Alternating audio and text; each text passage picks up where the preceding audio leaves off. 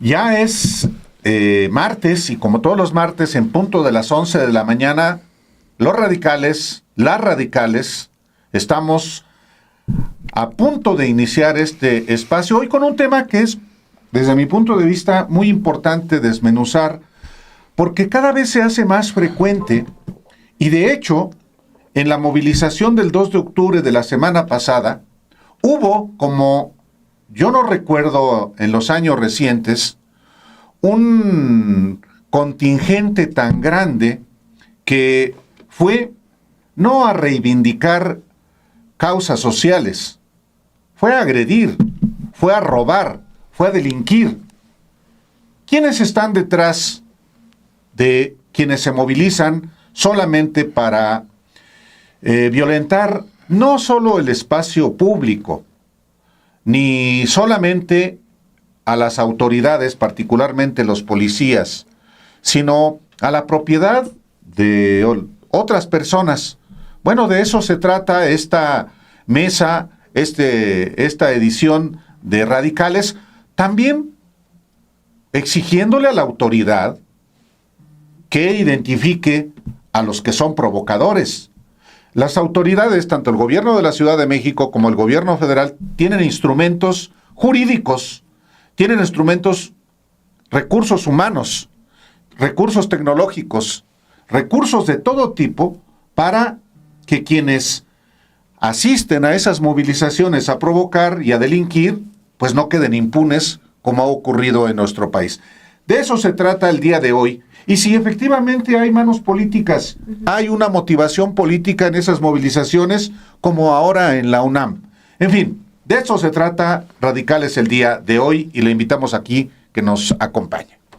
¿Quién inicia? ¿Por la izquierda? Por la izquierda. Pues por la izquierda, y bueno, habría que aclarar que hoy es coincidencia que vengamos de negro, no somos somos bloque negro. Reivindicación del bloque negro, exactamente. Muy ad hoc. Sí, bueno. Mesa negra, bloque negro. Sí, entonces todos, espero que no sea un augurio de los tiempos que se avecinan, pero no va por ahí. Bueno, de entrada el 2 de octubre es una fecha que sigue siendo muy importante, no solo para la memoria histórica de este país, sino porque parte del debate ideológico que se mantiene, sobre todo después de 2018, está anclado en esas raíces.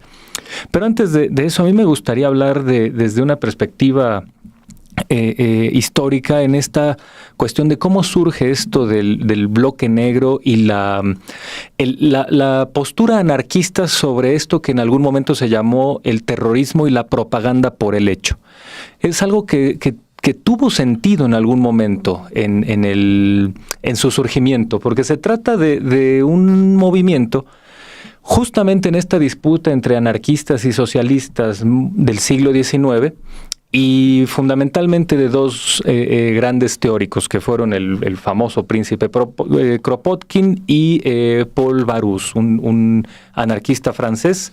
Todo esto enclavado en la última parte del siglo XIX, ya en 1870 y tantos, es decir, ya en el ocaso del siglo XIX, un siglo después de la Revolución Francesa, cuando Europa vive esta convulsión y también, además de esta convulsión revolucionaria, vive un avance tecnológico que ya empieza a notarse. Porque el fundamento central de esta idea de que había que cambiar la propaganda y la agitación por hechos, por acciones concretas, tenía un trasfondo detrás. Y eso era que los grupos anarquistas pensaban que cuando ellos recurrían a hacer algún tipo de acto, de acción directa, de destruir algo, había la posibilidad de que la prensa, que en ese momento ya era un medio masivo, pudiera darte la difusión que necesitabas sin necesidad de que tú invirtieras recursos que no tenías en difusión de panfletos, en difusión de medios, en difusión de tus propias ideas, ¿no? Entonces, esto va vinculado a eso, es la idea de cuando ya hay un manejo mediático incipiente, si se quiere, pero ya masivo en la prensa de fines del siglo XIX, el anarquismo vio en eso una posibilidad de difundirse a través de acciones focalizadas, concretas. Y incluso estaban ellos en la idea de que el terrorismo era algo legítimo porque ellos lo pensaban como un terrorismo focalizado. No era esta idea ya más del siglo XX y sobre todo XXI, después de las Torres Gemelas, de que el terrorismo es atacar así de manera indiscriminada a gente que no está ideológicamente involucrada en algún conflicto. Sino que ellos pensaban en una especie de terrorismo focalizado porque había una presunta argumentación moral detrás. Decían, vale más matar a un líder de la policía, por ejemplo, que a que haya una batalla donde puedan perecer muchas personas. Obviamente esto ha cambiado, el contexto ha cambiado mucho. Ya no nos encontramos en el siglo XIX donde requerías de esta prensa incipiente, industrial, pero incipiente aún. Ya son otros tiempos. Y entonces, ¿a qué obedece esta idea de trocar la propaganda por el hecho? Creo que la situación está en que hoy ya no, si hay un momento de la historia donde ya cualquiera puede visibilizarse con su propio teléfono, es esta. Uh-huh. Entonces, ¿qué hay detrás? ¿Hay ingenuidad? ¿Hay espontaneísmo, que es la manera en que se define estos grupos que buscan más bien la visibilidad sin necesariamente un proyecto ideológico?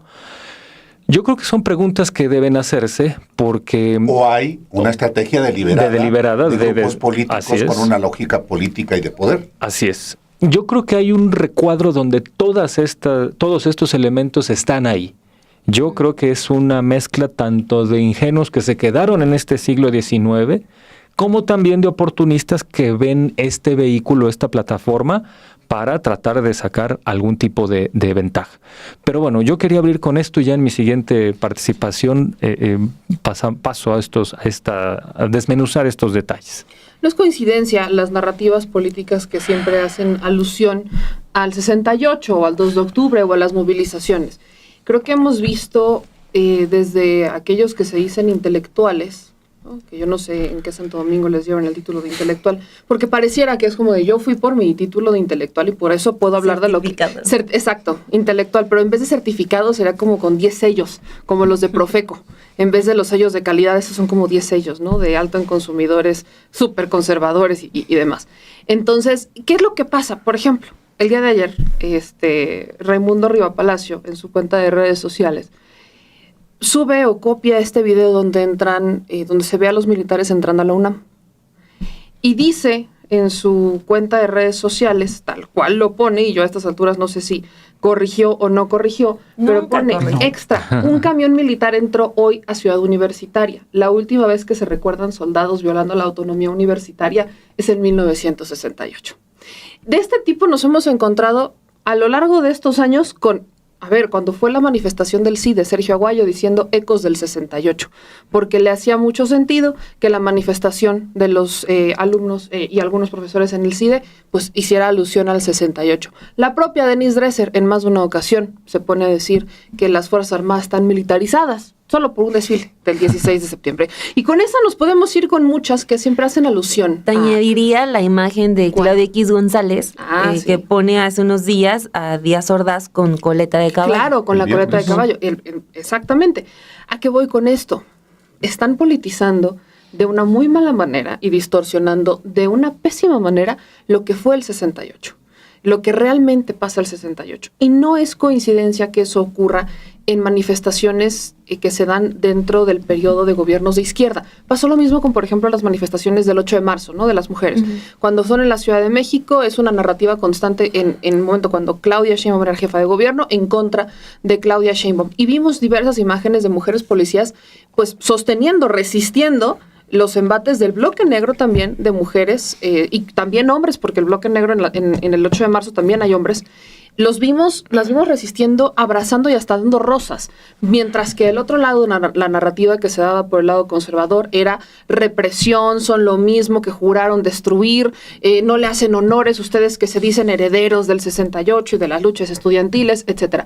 Todo esto lo pongo un poco en un resumen más o menos técnico de lo que ha sido la narrativa de los intelectualoides y de los conservadores y de la derecha en contra de todo lo que ocurra.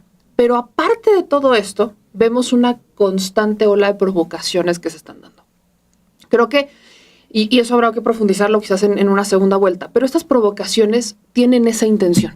Por eso, insisto, no es casual lo que estamos viendo con lo que dicen estos intelectuales o lo que están mencionando, con lo que se ve en las calles, en las manifestaciones, con las provocaciones que se dan. ¿Qué sentido tendría, siendo honestos y en honor a la verdad, que en una manifestación legítima por la lucha estudiantil vayas e incendies joyerías? O vayas y te pongas a saquear. ¿Cuál es la intención de eso? Ese es cualquiera que esté luchando legítimamente por una causa estudiantil o por cualquier causa, ¿por qué terminas saqueando? Okay, a eso es a lo que voy, el saqueo. ¿De qué va el saqueo? No, es una distorsión total a lo que realmente, por lo que realmente luchas. Ahora, si me dijeran, estamos manifestándonos en contra de las mineras que están extrayendo diamantes y que los están vendiendo en esa joyería, bueno, entendería hacia dónde va. Pero en este sentido no lo hay. Por eso volvemos a ver esta narrativa. Aquí el punto es quién las está financiando, porque gratuitas no son. Esas manifestaciones, porque ojo, no es la manifestación, es el bloque. Es este grupo de personas que van a saquear y que van a provocar, porque la manifestación se va a seguir dando, sigue siendo legítima, la lucha es legítima, las causas son legítimas y todavía falta mucho por avanzar y mucho por conquistar para tener, justicia social y sobre todo con los estudiantes. Y hablemos también de Ayotzinapa, que entra también en todo esto. Falta mucho para eso, pero una cosa no tiene que ver con la otra. Y la otra se está dando de manera paralela a estas narrativas de los intelectualoides y de los conservadores muy marcadas en decir, ustedes que son de izquierda en verdad no son de izquierda, ustedes que son de izquierda son los represores. Entonces tienes una batalla de narrativas que al final termina con heridos civiles y hasta policías heridos. Terminas con heridos de ambos lados y terminas con el juego de la percepción. Aquí es saber quién gana en la percepción, los que realmente están luchando, porque es lo que se queda a la deriva, lo que se le olvida incluso en el colectivo, los que realmente salen a luchar y a manifestarse, y lo único que se queda es el bloque negro, es el saqueo, y es una percepción de a ver quién reprimió a quién fue el que llevó el martillo. O sea, porque es incluso hubo una fotografía del 2 de octubre donde se ve a un policía agarrando un martillo, pero lo trae agarrado de una manera muy rara. Y tenías a una foto, ahorita la voy a buscar, tenías a unas personas diciendo, vean cómo agarró el martillo y estaba golpeando a la persona. Sí. Y por el otro lado, tenías a las personas diciendo, no hay manera que por la manera en la que se está sosteniendo el martillo estuviera golpeando a alguien. Al contrario, se lo quitó. Entonces tienes esta lucha de narrativas en donde la verdad parece que es lo menos importante. Me gusta mucho que Héctor Alejandro haya arrancado con el tema de la acción directa, porque sí hay un tema también del reconocimiento a ese tipo de protestas, ¿no? Sí. Incluso de la valentía que han tenido, no solamente en otros siglos, sino también muy en la actualidad. Por ejemplo, ya mencionabas, Meme, lo de las marchas feministas, la marcha del glitter, no sé si se acuerdan, sí. Esa desencadenó una manifestación muy fuerte por la noche en Insurgentes, donde muchas mujeres molestas por el nulo acceso a la justicia por parte de nuestras autoridades, incendiaron parte de la Fiscalía Capitalina, que está sobre Insurgentes. Lo recuerdo porque tengo muchas compañeras que no del bloque negro, pero sí que participan en el movimiento feminista y que también después estuvimos pues platicando sobre eso, pues de lo revolucionario que tiene, ¿no? Incluso llevar un movimiento a una acción directa, ¿no? Ya lo mencionaba Héctor Alejandro Quintanar, cómo históricamente los movimientos anarquistas recurrieron a ese tipo de actos para llamar la atención, para hacer nota, ¿no? Es muy, muy bueno lo que cuentas. Últimamente también se ha manejado este concepto de la iconoclasia, que es este tema de agredir o romper o vulnerar, alterar ciertos mobiliarios históricos, ciertas estatuas, para pues hacer una protesta en contra del estatus político, en contra del Estado, ¿no? Por eso en distintas movilizaciones, sobre todo las feministas que han sido más constantes en este tipo de protestas, insisto, las de rayonear, no las del saqueo, ni las de los martillos, me refiero solamente a las de hacer grafitis, etcétera. Por eso, en su momento, pues llegaron a ser muy criticadas por unos, demasiado criticadas, diría yo, pero también de reconocer la rebeldía que hay en eso, ¿no? Porque tenemos ese derecho de mostrarnos rebeldes y de protestar, ¿no? Y tener las garantías de hacerlo. Sin embargo, y aquí entra una crítica también muy debatida con las compañeras, se fue perdiendo mucho de esa rebeldía, casi hasta aniquilarla. Lo digo porque de repente en el ritmo de la marcha ya sabíamos dónde las compañeras iban a hacer las pintas, ya sabíamos en dónde se iban a enfrentar con la policía, ya sabíamos, o sea, como periodistas que nos tocaba ir a cubrir la marcha, ya sabíamos que llegando al Zócalo íbamos a estar 1 hora en lo que las compañeras golpeaban las vallas de Palacio Nacional y ya, o sea, se volvió una coreografía. En un momento en el que ni siquiera ya podríamos decir había nota más que el saldo rojo, ¿no? O sea, de cuántos heridos, cuántas detenidas, etcétera. Entonces, sí hay una distorsión ya de eso, o sea, de pasar de la rebeldía, del derecho a protestar, del derecho incluso de la acción directa que tienen los jóvenes, los adultos que tenemos todos, a una simple coreografía. Entonces, nos damos cuenta que esa acción directa, sin un proyecto político, se vuelve en nada, se vuelve en materia que otros pueden tomar para sus fines propios, sus fines políticos. No, en el caso del 2 de octubre, la verdad, da mucha tristeza las imágenes que vimos, porque hay pocos episodios en la historia de México que todavía 57 años después lleve a los mexicanos a salir a las calles.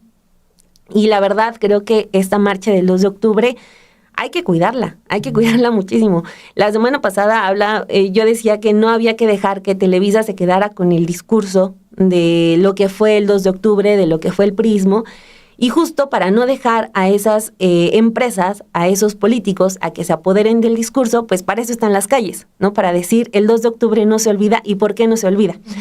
Entonces, creo que lo que pasó con el bloque negro va en contrasentido por completo, ¿no? Porque para el siguiente año y para las nuevas generaciones, pues la marcha del 2 de octubre va a significar, los del bloque negro que se van a robar las joyerías del centro histórico, que la verdad hasta avergüenzada, ¿no? Decirlo porque no tiene nada de revolucionario. Eso no tiene absolutamente nada ni de anarquista, ¿no? Entonces, creo que sí... por eso se queda como botín para quienes quieran aprovecharlo para sus fines políticos. Es mucha irresponsabilidad, pero sí nos habla de que hay una carencia de proyecto. Lo hemos hablado de que, la oposición no tiene, pero también los movimientos estudiantiles, los movimientos en resistencia, pues simplemente no sé cuál sea el objetivo de reunirse, de salir a las calles a hacer eso. No sé cuál sea el objetivo, ¿no? Y separándolo un poco de lo que ya detallaban de Claudia X González, etcétera. Separando eso, o sea, porque durante mucho tiempo la comunidad estudiantil, por ejemplo, la de la Universidad Nacional Autónoma de México, ha tenido como característica salir a las calles para en su momento exigir la autonomía de la universidad, exigir que la universidad sea gratuita, o sea, la universidad ha sido símbolo de luchas con causa, ¿no? Y con causas muy justas. Pero ahorita no lo tenemos, ¿no? O sea, me parece que después de la pandemia sí viene una despolitización importante en los planteles de la universidad, que queda muy, muy clara en esta marcha del 2 de octubre, porque si de verdad hubiera el mínimo de conciencia en quienes salieron a hacer estos actos el pasado 2 de octubre, pues sí habría ese mínimo de responsabilidad de respetar una marcha tan importante como es esa. Es que el problema es que más allá de los 300, 400 encapuchados del bloque negro y otros que no necesariamente traían capucha y que estaban protestando y acometiendo contra la policía y robando y agrediendo, había miles que sí marcharon. Sí. Y que no se vieron por este tipo de acciones. Y también hay que dejar claro una cosa para empezar de mi parte. Protestar es un derecho. Sí. Manifestarse es un derecho. Reprimir es un delito. Haciendo esta diferenciación, tenemos que abordar el problema porque no estamos criminalizando la protesta social. Nunca. No. quienes estamos aquí sentados seguramente hemos participado en movilizaciones. Yo, en tanto más viejo, yo, por supuesto, participé en las manifestaciones más intensas después del movimiento del 68, que fueron las movilizaciones en la UNAM en defensa de la educación pública ante el intento privatizador de Carpizo. Y eso, por supuesto que hay que recordarlo, porque salir a las calles es efectivamente un derecho al que tenemos todos, que tiene cualquier ciudadano ante cualquier abuso de poder o la vulneración de cualquier garantía individual que la Constitución consagra, incluyendo con acciones con las que uno puede no estar de acuerdo, pero que son parte de esa protesta social, en la lógica que bien exponía Héctor Alejandro. El propio Bloque Negro tiene una razón de ser. El anarquismo tiene sus fundamentos para manifestarse como se ha manifestado por décadas. Pero esto ya no es una protesta social. Este tipo de conductas son delincuenciales. Se entiende que en la protesta hay una intensidad que eventualmente llega a un choque con las fuerzas del orden. Y las fuerzas del orden constitucionalmente tienen en el monopolio de la violencia. El Estado tiene el monopolio de la violencia. En este caso, los policías se estaban conteniendo nada más porque no llevaban ni toletes, menos armas. Arrojaban solamente los extintores, el polvo de los extintores, para tratar de contener. Pero esta manifestación del jueves 2 de octubre en el Zócalo sí rebasó ya lo que habitualmente vemos. Apenas habíamos visto una semana antes en la movilización de Ayotzinapa. Ni en número se comparó con lo que ocurrió el jueves, el 2 de octubre. También lo hemos visto en la manifestación del 8 de marzo. Sí. Y lo hemos visto cada año, son cíclicas estas movilizaciones. Pues sí, se moviliza la gente, mujeres y hombres, jóvenes, adultos, para reivindicar causas, no defender intereses, aunque por lo que se vio en las acciones del Zócalo, había intereses. ¿Cuál era el interés? Apoderarse del oro que había en las joyerías. Y como parte de pronto de ese tipo de acciones, hasta policías robando, como hay testimonios también. Entonces, este tipo de acciones hace que se cometan delitos que la autoridad está obligada a esclarecer y deslindar responsabilidades. Y deslindar también a quienes salieron a las calles a marchar de la Plaza de las Tres Culturas, luego sobre Eje Central, y llegar al Zócalo para no solamente reivindicar derechos de México y recordar el 2 de octubre la matanza tramada por el PRI, por Díaz Ordaz y por Televisa y por toda la derecha, incluyendo la CIA que operaba en México, y Ricardo Salinas Pliego, su padre, que era uno de los que instigaba, sino también en solidaridad con el genocidio que está ocurriendo en Gaza. El discurso de quienes hablaron en el Zócalo era ese, y que no se conoció precisamente por este tipo de acciones violentas de personas que iban a delinquir.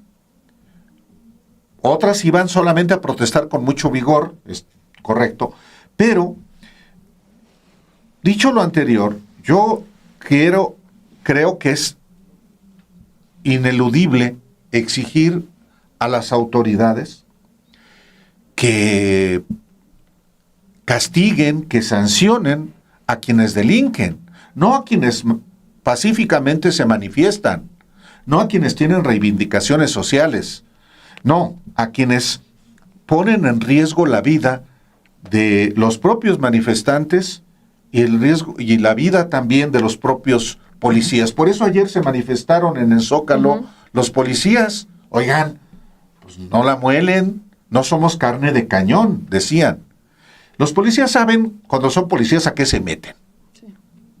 Entonces, pero esto ya rebasa cualquier reivindicación, cualquier protesta social. Y finalizo diciendo que hay un detenido claramente identificado como ladrón, que no reivindicaba nada más que la posibilidad de llevarse unos anillos de oro, cadenas y lo que le encontraron.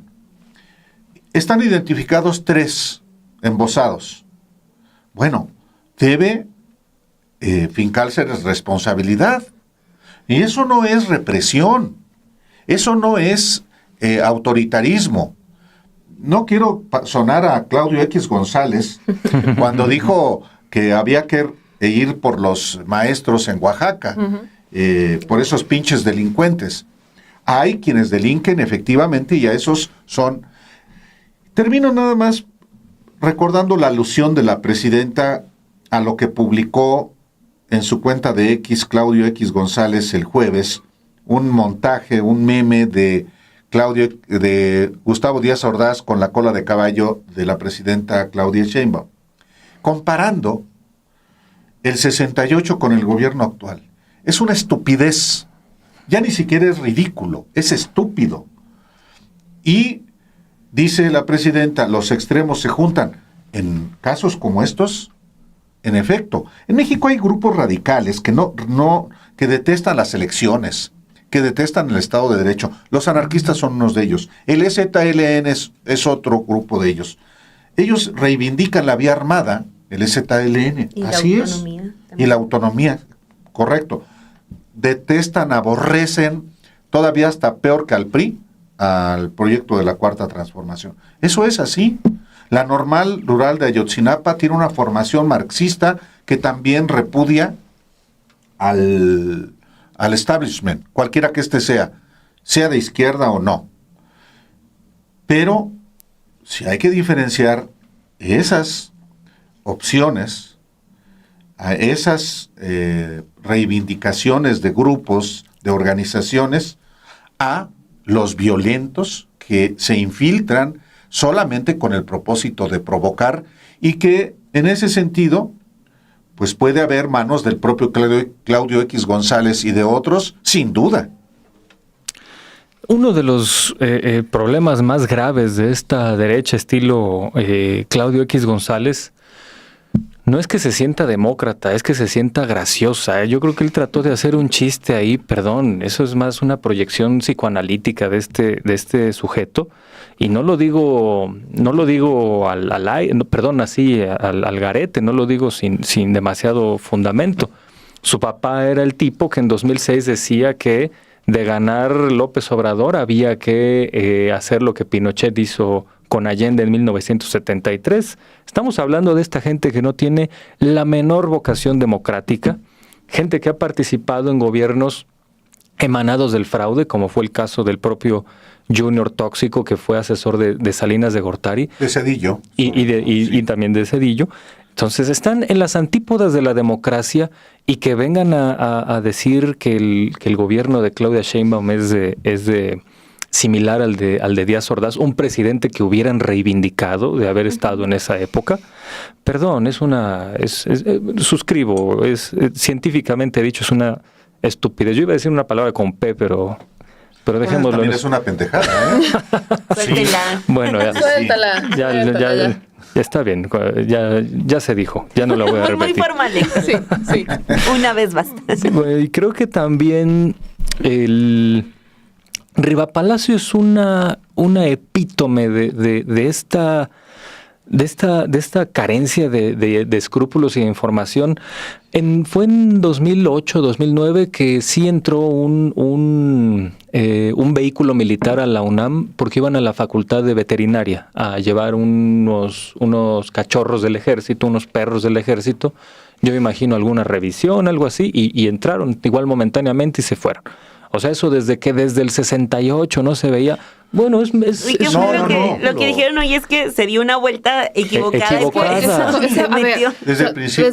Hubo primero mucha especulación en torno al tema porque se dieron estas amenazas de bomba en la UNAM. Entonces uno de bote pronto dice, espérate. Pero luego sale el comunicado oficial de la UNAM de temprano y dicen, se equivocaron. Se metieron en una calle, ya estaba dentro de Ciudad Universitaria y nada más les dijeron dónde salirse. Y se salieron. Entró 9:07 y salió 9:13 de la mañana. A ver, John, no porque hayas mencionado arriba Palacio, pero porque la verdad es irrelevante. Eso es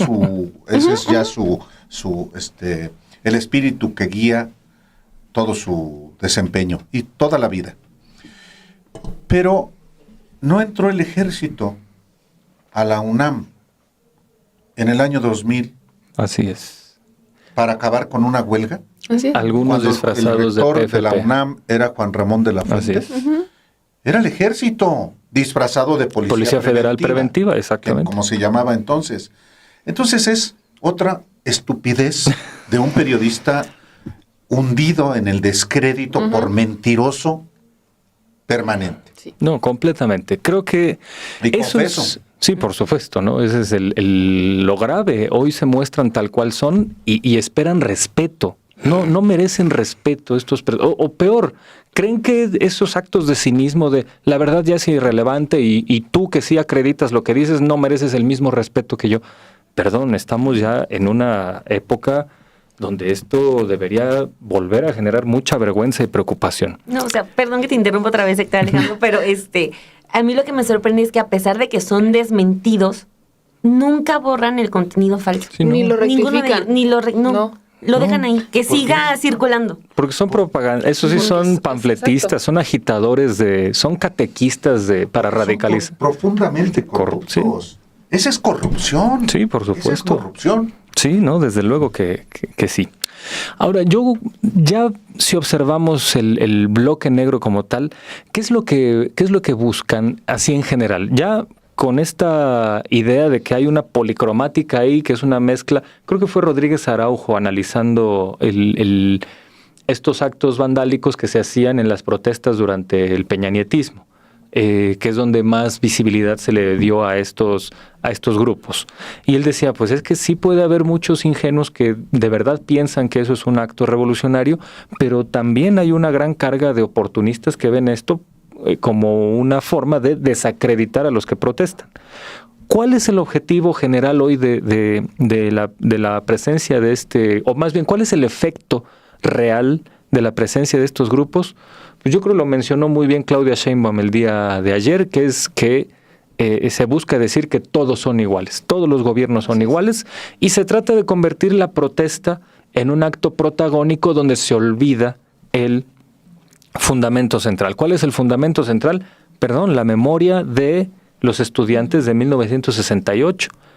Creo asesinados muchos por un régimen autoritario con grupos paramilitares y con grupos militares que estaban ahí y con la infiltración de la CIA en México. En México, completamente. Ya acreditada. Así es. Y con otro día podemos ya analizar el 68 más a profundidad y con la nueva evidencia que hay.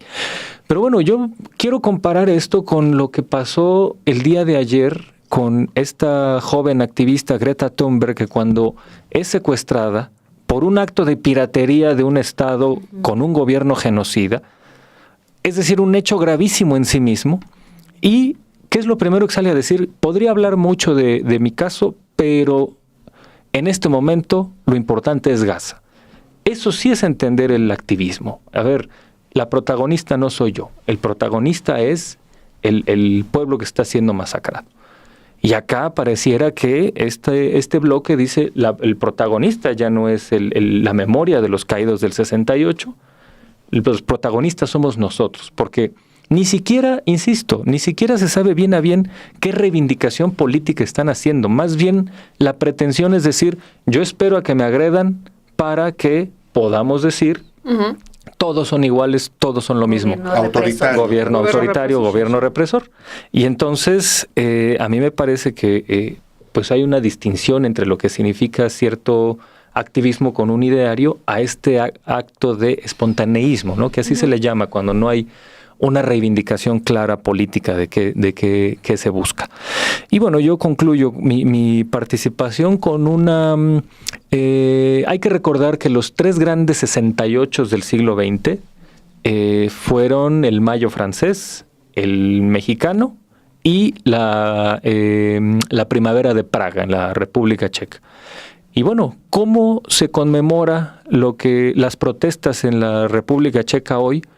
Me parece que es una cuestión muy interesante. Cuando llega a haber hoy manifestaciones políticas en la República Checa, lo que hacen es retomar un gesto que se hizo en el 89, no en el 68, que fue que la gente se aglutinó en la plaza principal de la ciudad de Praga, que es la plaza de San Wenceslao, y lo que hacían era sacar sus llaves y hacer un tintineo con las llaves de frente al Museo Nacional de Bohemia, porque era una manera de decirle al régimen autoritario disque comunista de aquel momento que ellos eran los dueños de la casa y no ellos, ¿no? Entonces es una cosa muy simbólica, porque ahí sí sabían que podía haber represión. Ojo, tampoco quiero caer en esta paranoia anticomunista, sí, porque es muy complicada la historia del bloque del Este, es muy complicada la historia sobre todo del socialismo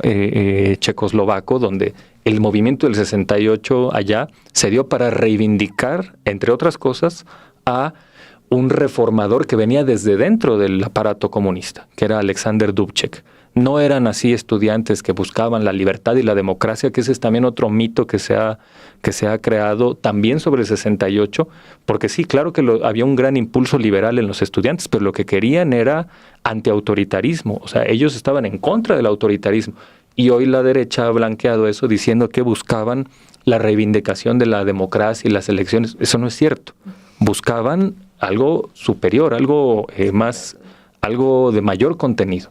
¿Dónde nació la expresión socialismo con rostro humano? Ahí en la Checoslovaquia de las reformas de Alexander Dubček en 68. Así 68, es.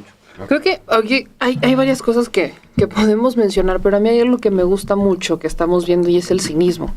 Porque antes todavía lo disimulaban, antes todavía como que se escondían mucho en el yo no dije lo que sí dije, pero todos sabemos que lo dije, mejor voy a hacer como que nunca lo dije, tipo Riva Palacio y todos estos personajes.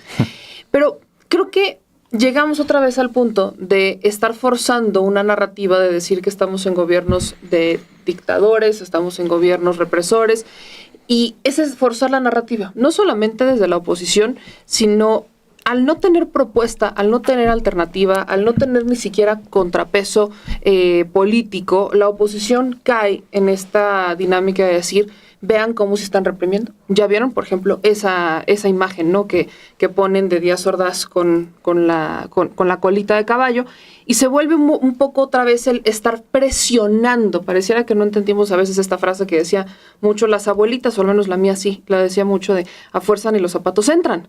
Y están forzando constantemente la narrativa de que vivimos en un país represor, en un país que reprime la libertad de expresión, que nos quiere censurar, que estamos en una dictadura, y esa es una tras otra y una tras otra. Entonces, hay fechas clave en donde justamente van y dicen, ven como si tenemos razón, y se aprovechan y se suben, se trepan en las marchas y en las causas, porque mujeres enojadas hay muchos, derecho a manifestar, ahí está. Salimos, nos marchamos, manifestamos, nos enojamos. El 2 de octubre sigue siendo la marcha del 2 de octubre. Salimos, nos marchamos, nos manifestamos y ahí está. Pero ¿qué es lo que han hecho? Se han subido, se han trepado, no tienen una causa propia, entonces agarran las ajenas. Yo a estas alturas creo que si Díaz Ordaz viviera y lo afiliara a Morena, inmediatamente lo criticarían. Porque durante muchos años, y recordarás que lo mencionaste, durante muchos años, ellos justificaron a Díaz Ordaz. Es que fue un gobierno de mano dura.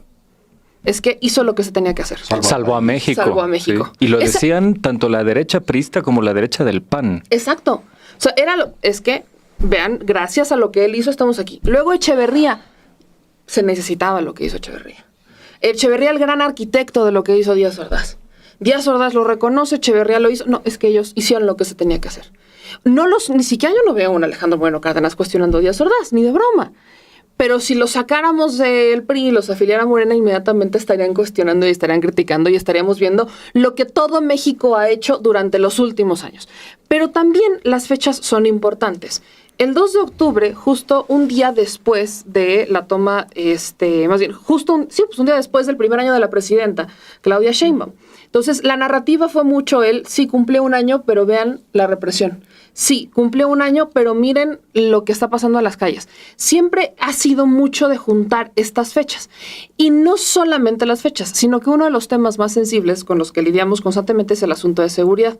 Y un perfil que está también en la narrativa y que han usado mucho ha sido el de Omar García Harfuch. Que si el abuelo, regresamos al 68, que si el abuelo, y entonces inmediatamente viene la comparación.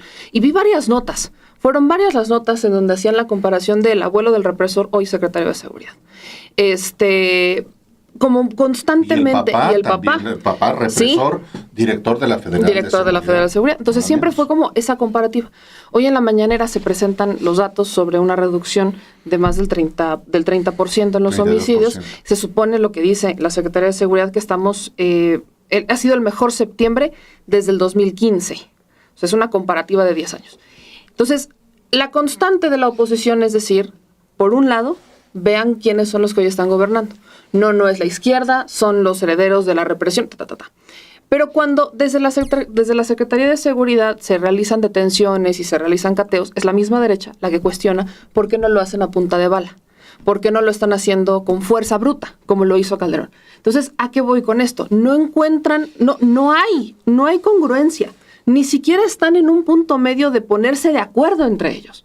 Por un lado te dicen que son los herederos de la represión, es que es el Estado que nos reprime, pero cuando ves que se aplica la estrategia de seguridad con inteligencia y sin tirar bala a lo tonto, te cuestionan por qué no estás tirando bala y por qué no estás haciendo uso excesivo de la fuerza. Aquí el punto es que nunca van a estar de acuerdo. Por eso siempre poner sobre la mesa los elementos y decir, las causas justas ahí están, las luchas legítimas existen, el derecho a la manifestación existe, es pleno, y creo que nunca he visto que se ejerciera con el gobierno, o desde el gobierno federal, ¿no? Porque en los estados podemos contar historias distintas, pero desde el gobierno federal hacerse a un lado, creo que son los primeros gobiernos en donde yo veo manifestaciones donde el gobierno federal se hace a un lado.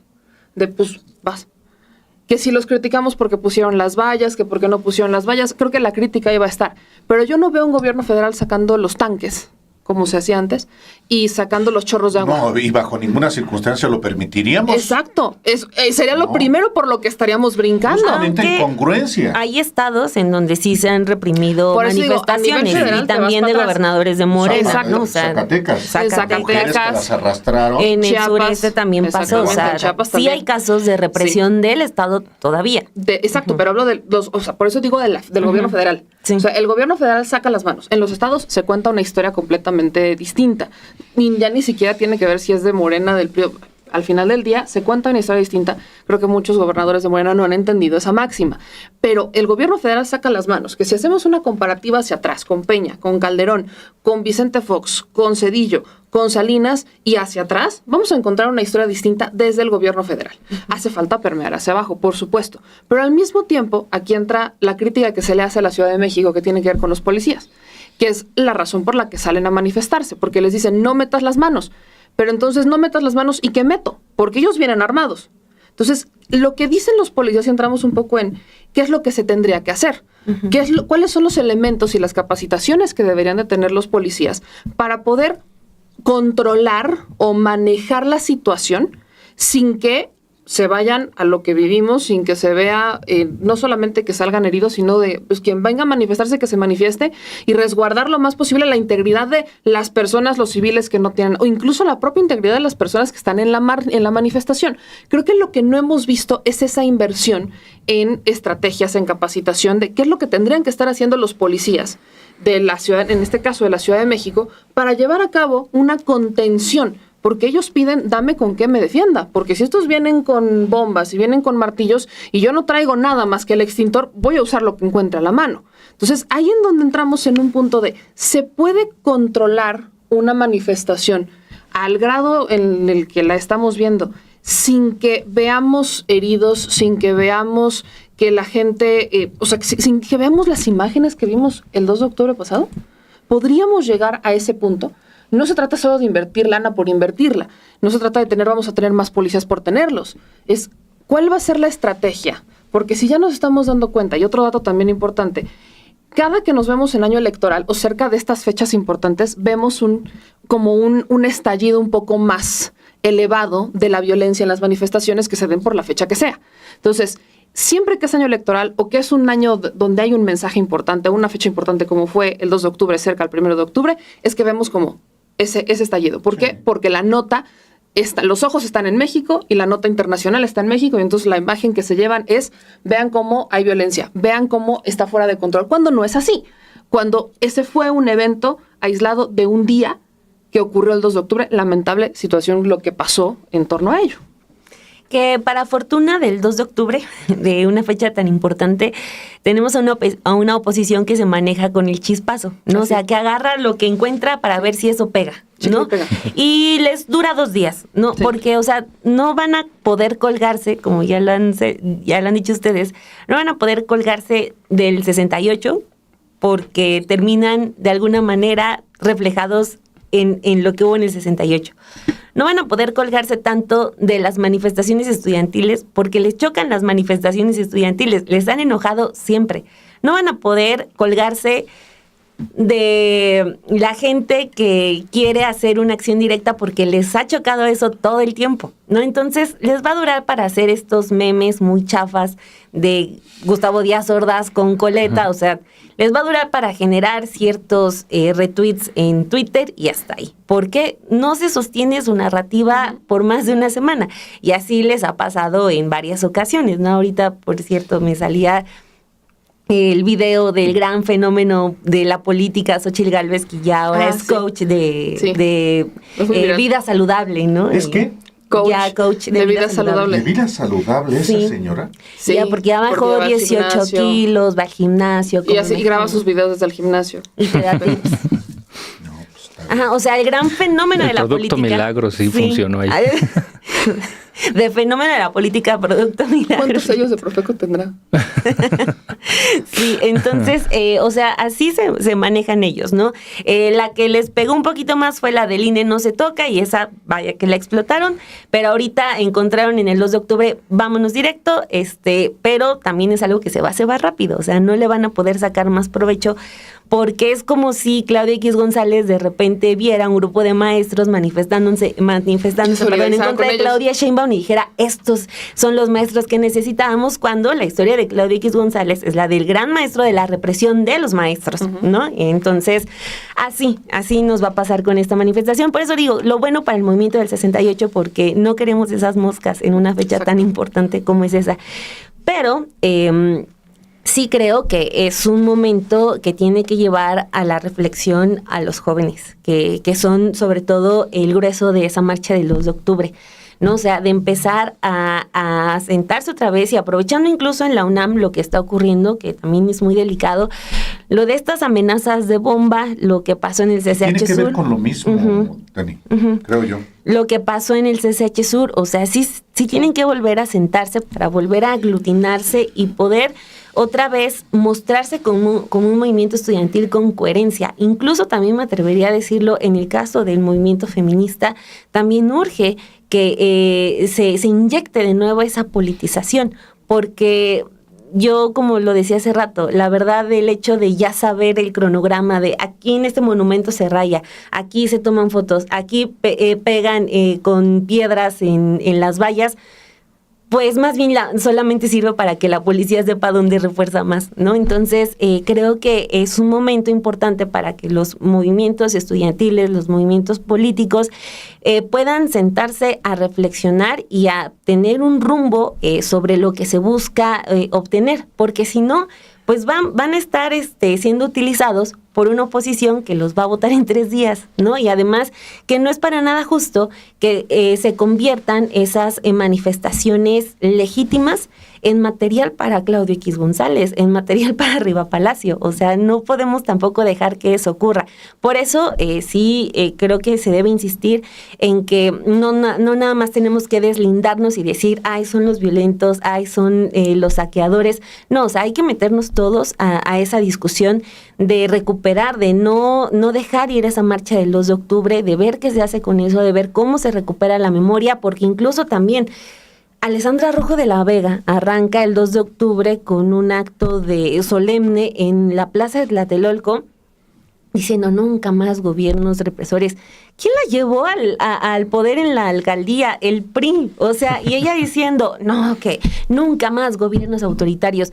Por favor, o sea, de verdad sí hay una ala de la oposición dispuesta a arrebatarnos esa memoria, a arrebatarnos esos episodios con toda la hipocresía del mundo. Y eso es gravísimo. Híjole.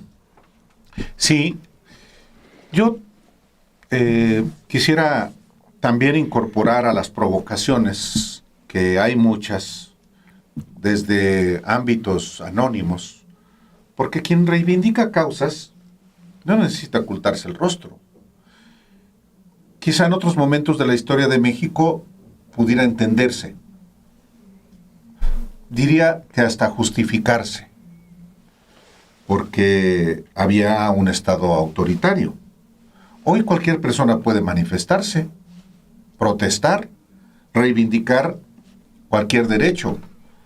Y insisto, que nunca cambie una expresión en el sentido de que protestar y manifestarse es un derecho, reprimir es un delito.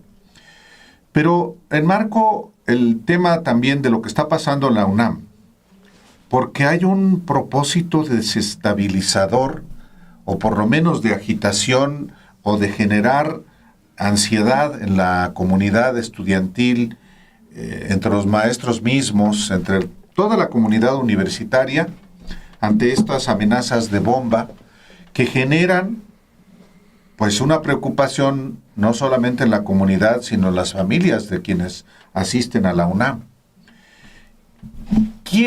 ¿A quién beneficia este ambiente? No solamente a quién beneficia. ¿Quién se ve perjudicado por esto? ¿El rector? Nadie sabe quién es el rector. Nadie sabe quién es el rector. Que no sea el representante, el jefe en la autoridad de mayor jerarquía en la UNAM. No. Es generar una percepción que afecta al gobierno de Claudia Sheinbaum de manera particular. No controla nada. Bueno, es que manda López Obrador. Tiene que romper con López Obrador. Hay un frenesí en el ámbito opositor a Claudia Sheinbaum, que son los que mueven todo esto. Y lo mueven no solamente en redes sociales, lo mueven en los medios convencionales, en la radio, en la televisión, que tienen un alcance impresionante todavía y que son hegemonizados por la derecha. Son los que animan, estimulan esta narrativa. Todo está bajo control, la inseguridad cada vez está peor. Nada más hay que ver a Salinas Pliego reproducir, no lo que él dice, sino lo que se publican en redes sociales y en su televisora. Tampoco es diferente con Televisa. Ahora Televisa quiere lavarse la cara como lo analizábamos hace 8 días, pero es parte de esa misma coalición de intereses de la derecha en México, histórica, y que quiere seguir siendo igual. Entonces, por último digo yo, además de la concientización de los jóvenes que se manifiestan, o de los no tan jóvenes que se manifiestan, también debe mandarse un mensaje desde la autoridad que no se va a solapar este tipo de comportamientos delincuenciales, que se infiltren en movilizaciones sociales para robar. Y no solamente robar las joyerías, ahora fue en el Zócalo, pero saquean, no se olvide, la tienda de Adidas en marzo. Sí. No llegaron los encapuchados a llevarse ropa y tenis de Adidas. Es la de la gentrificación, ¿verdad? La de gentrificación. La marcha contra la gentrificación. Por eso. Entonces, tiene que haber consecuencias, porque entonces sí se envía un mensaje de impunidad y se vale todo. Ahora fueron 350 los identificados. En la siguiente manifestación va a ser el doble y no va a haber policía que controle. Y entonces, va a escalar. La autoridad tiene la obligación de identificar a quienes cometen delitos para evitar que siga escalando unas protestas así, que nada tienen que ver con legítimas manifestaciones de reivindicaciones sociales. Bueno, hasta Diego Fernández de Ceballos estaba tratando de colgarse del movimiento estudiantil del 68. Publicó una fotografía de él en una asamblea estudiantil. Bueno, sí participó en el 68 y sí habló en favor de los estudiantes. Sí, el tipo es esa dualidad a veces de ciertos personajes. A mí no me deja de resultar chocante que por un lado hubiera participado en esa asamblea estudiantil, mientras en Querétaro su familia y él mismo participaban en la golpiza que le dieron a la Universidad Autónoma de Querétaro y a Hugo Gutiérrez Vega, el poeta Hugo Gutiérrez Vega, quien había escrito un texto crítico pero bastante sencillo en contra del padre de Diego Fernández de Ceballos. Y a fuetazos. ¿No? Y le dieron una tortura a fuetazos, dice. Sí. O este sujeto también reivindicando la marcha del 8 de marzo, cuando toda su vida se refirió a las mujeres como el viejerío, ¿no? Entonces, es este oportunismo que sí tiene que denunciarse, porque una cosa es la protesta ante qué. ¿Cuál es es que puede decir, es que nosotros, dice el Bloque Negro, estamos en contra del poder en general? Eso es no entender que el contenido del poder importa. Tú no puedes medir con la misma vara a un gobierno que hasta hace no mucho podía ponerte, como el caso de Zedillo, por ejemplo, a los granaderos en ciernes, ¿no? Como un aparato de represión, a un gobierno que cuando ocurren estas marchas pone a policías desarmados, únicamente escudados o con extintores. Dices, ¿puedes acusar de lo mismo a ambos cuando el contenido del poder es absolutamente distinto? Yo creo que ese es O la diferencia entre un gobierno y otro. No se puede dar el mismo trato a un gobierno fraudulento, a un presidente que llegó con un fraude electoral, sí, a quien tiene es producto de una elección de no solamente una altísima participación, sino de una altísima votación a su favor en condiciones democráticas. Así es, el contenido del poder empieza desde la legitimidad con la que llega. Entonces, ahí hay diferencias marcadísimas y no entenderlo es más que una postura de protesta, de querer estar a la izquierda de todo. A mí me parece un poco de puerilidad política, ¿no? A mí no me importa, todos son iguales. Sí. Para mí el policía con que esté uniformado ya es mi enemigo. Así, ¿de verdad podemos decir lo mismo? Y también hay que denunciar a estos otros oportunistas que hoy quieren comparar a Claudia Sheinbaum con Díaz Ordaz. Perdón, en 2015, durante el peñanietismo, había estas ansias de represión y de mano firme. Empezaron desde el gobierno de Peña, cuando la movilización... No fueron ansias, perdón que te... No, o sea... El 2002, los maestros... Sí, claro. Los expulsaron del Zócalo. Claro, pero me refiero... 2013, ¿no? Fue 2013, claro. 2013. Por órdenes de Claudio X González. Por supuesto. Me refiero a las ansias desde los medios, porque el gobierno de Peña sí lo hizo. Sí, claro. Y estos lo respaldan. La manifestación el 1 de diciembre del 2012. Sí, había... Ahí mataron a un muchacho. Así es. Y luego en 2006 con los saqueos que hubo en el Estado de México, Ricardo Alemán quería vincularlos a Fuerza Morena, que eran instados por López Obrador. Es decir, hay una falta de honestidad y de congruencia en estas cosas. En ese tiempo había una cargada mediática para decir mano dura, represión contra estos. Pues en el plantón del 2006, ¿no? Sí, o sea, toda supuesto. La cobertura y las pérdidas por el plantón de López Obrador y todo. Incluidos los membretes del Consejo Coordinador Empresarial, porque no se pudo anunciar como tal, sino que eran sus membretillos ahí fantasma de sociedad en movimiento y cuanta cosa así, que le exigían a Alejandro Encinas que reprimiera al plantón. Levanten el plantón, gritaban, ya estamos hartos del plantón de Reforma. Querían sangre, querían golpes. Y con Peña sí, bueno, y con Calderón también, claro que las obtuvieron, y había una cargada mediática donde excepcionalmente solo había, bueno, en los medios comprometidos con la realidad, por supuesto, claro que había ahí matices y había denuncia a la represión. Y bueno, ya nada más como nota curiosa, me acuerdo de la única voz disidente de ese momento, venía oyendo yo en 2013, cuando estaban las marchas de los maestros, un comentarista deportivo que es Raúl Orbañanos, famoso porque nunca se equivoca, porque siempre dice hechos concretos, así, si hubiera sido gol, iría ganando el equipo, ¿no? Cosas así, ¿no? Si lo hubiera metido, hubiera sido gol, cosas así, ¿no? Entonces, bueno, no puedes negarle que estás diciendo la verdad, ¿no? Mentira no es. Mentira no es. Y a él sí lo escuché decir en un noticiario matutino, en septiembre de 2013, bueno, hay que reconocer que los maestros tienen demandas legítimas. Dije, bueno, pues sigue diciendo la verdad este muchacho. Mentiras no está diciendo. Mentiras no está diciendo. Yo solo cerraría diciendo que la verdad sí es relevante y que no podemos... Siempre. Exacto, la verdad sí es lo más relevante.